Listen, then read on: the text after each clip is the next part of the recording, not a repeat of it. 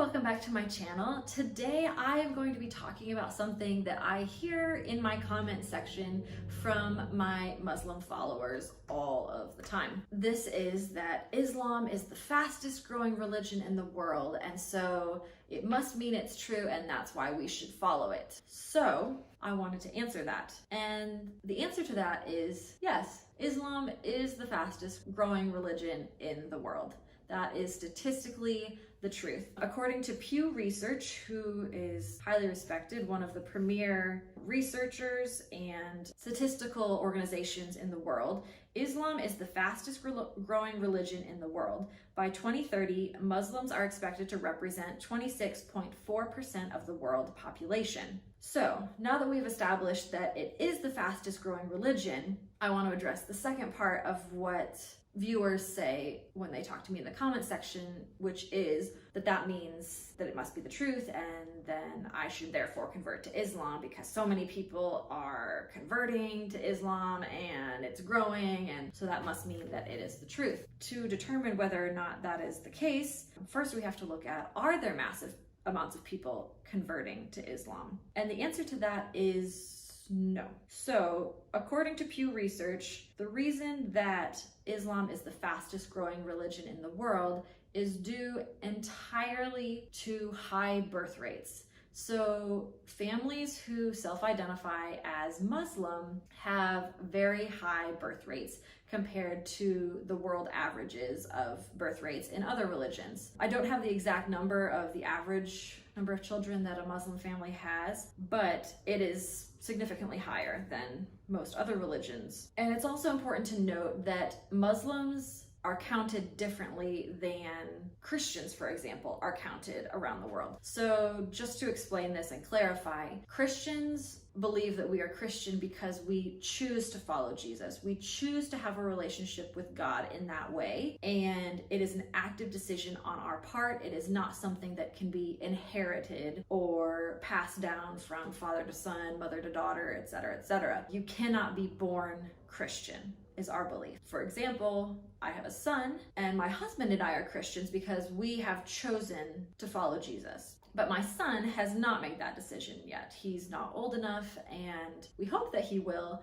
but he would not be considered a Christian. If somebody asked us, like the government did a census and said, how many Christians live in your household? We would say 2, my husband and I, not 3 to include my son. So the reason that this is important is in Islam, Muslim families do not count things that way. They assume that everyone is born a Muslim from birth. So if your parents are Muslim and you are born into a Muslim family, you are automatically counted as Muslim. So this is important, especially when the statistic is saying that Muslims have a high birth rate within their families. So that means that of the many children that Muslims are having, all of their children, whether they are 1 day old or 18, they are automatically classified as Muslim. So that skews the numbers right off the bat. Because if Christians counted that way, I don't know what the numbers would be if Christians counted, oh, all my children are Christian too, automatically. The other thing to note is that in countries where Sharia law is the foundation of the society,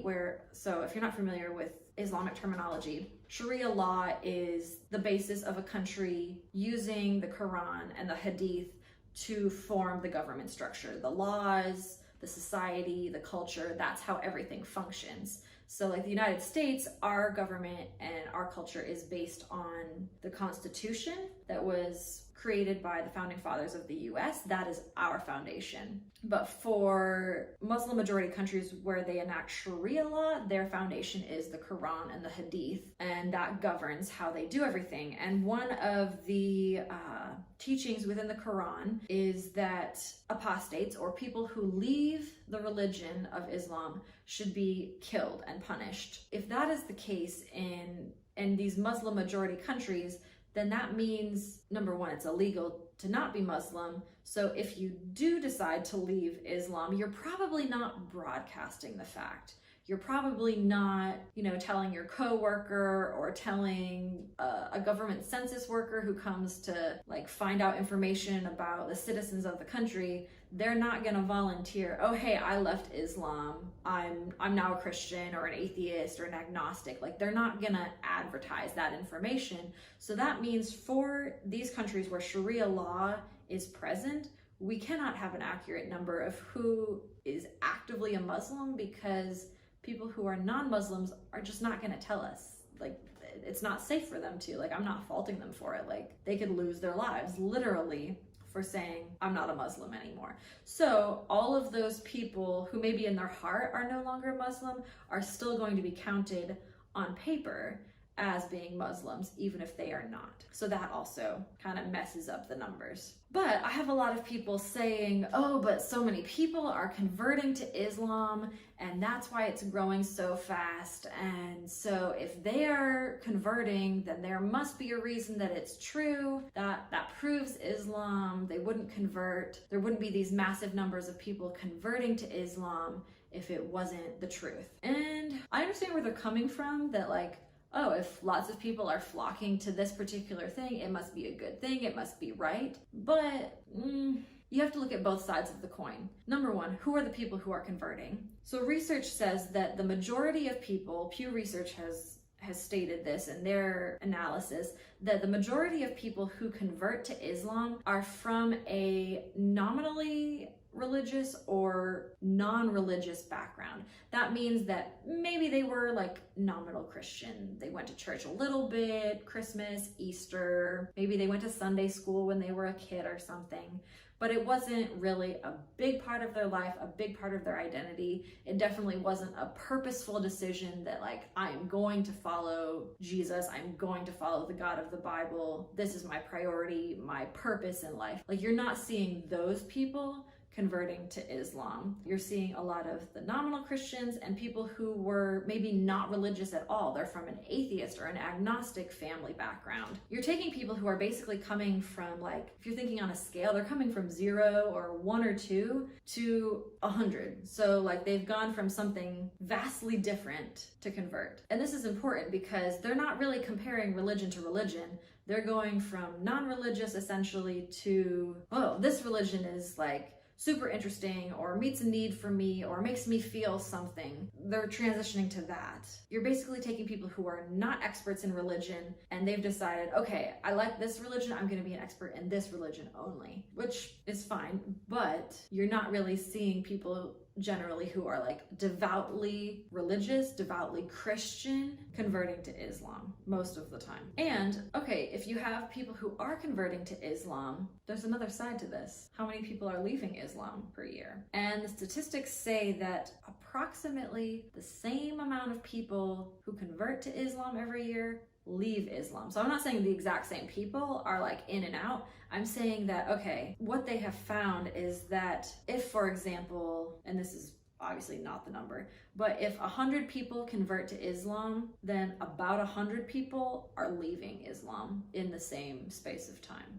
So you're not really having any net gain to Islam from conversion at all. And to me, this also begs the question, okay, if you've got these large amounts of people who are leaving Islam, who have grown up in it, have studied it their whole lives, have been considered Muslims for their entire lifetime, why are they leaving? What are they finding? What are they discovering that is causing them to leave Islam when it's their family background, when it's probably their culture in a lot of cases, and it's dangerous? Why would they leave? I mean, I think that I would put the challenge back on a lot of my viewers and people who comment on my videos. Why are so many people leaving Islam when the stakes are so high if they do? And I'm not trying to be harsh. My purpose in all of my videos is really just to get people to think, to look at all sides of the issue. Religion is important, and I think it deserves careful analysis and research. And so I just really want to challenge my Muslim viewers to do that. Look critically at your own religion. I have done that for my religion. I did not blindly choose Christianity. There was a time at which I had a lot of questions, a lot of doubts, and it was because I was born, quote unquote, into a Christian family, and for a period of time, I did blindly just accept what I was taught. But then when I started to have questions and doubts, that was when I really dove deep into what does Christianity teach? What do other religions teach? And after careful analysis and research and studying sources, I have come to the conclusion that Christianity is the truth and other religions are false. And I know that sounds harsh to say, but like, there is objective truth out there. The sky is blue and not yellow, and gravity does exist. When you put something here, it drops. There is objective truth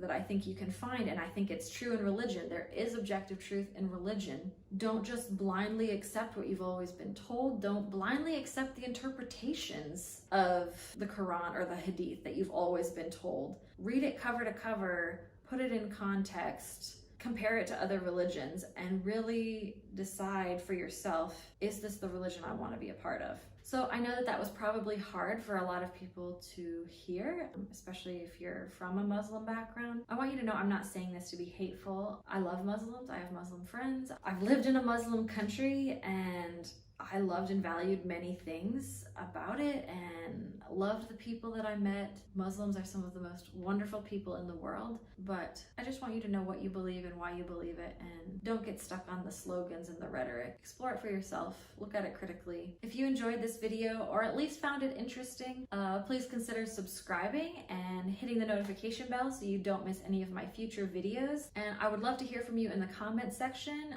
Just note that if you are not on topic with this video and you go off on rabbit trails in left field, I will probably delete or at least ignore those comments. But I do love talking with you guys in the comments as long as you are on topic and respectful and kind when you do so. Anyways, thank you so much for watching, and until next time, bye!